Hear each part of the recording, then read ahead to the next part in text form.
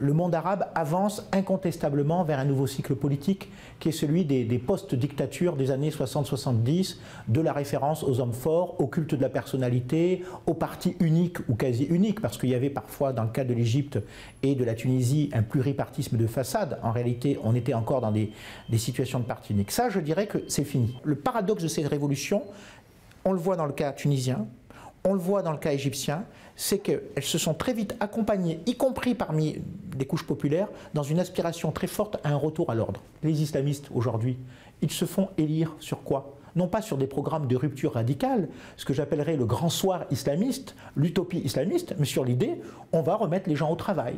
On va remettre de l'ordre dans la société, de l'ordre politique, de l'ordre moral, de l'ordre économique. Il ne faut surtout pas idéaliser les islamistes ou au contraire les diaboliser. Ce sont, au sens philosophique du terme, des animaux politiques, avec une pureté toute relative, même si parfois ils ont tendance à avancer ce registre de pureté et de non-corruption, mais qui sauront faire preuve de compromis, voire de compromission avec les anciennes coalitions d'élites des anciens systèmes dictatoriaux pour pouvoir gagner. L'idée qu'on va vers une islamisation radicale de la société, vers une islamisation des régimes, vers une forme de rupture avec ce que pourrait être, je dirais, le modèle de la démocratie occidentale, non, parce qu'ils n'en ont ni la volonté ni les moyens.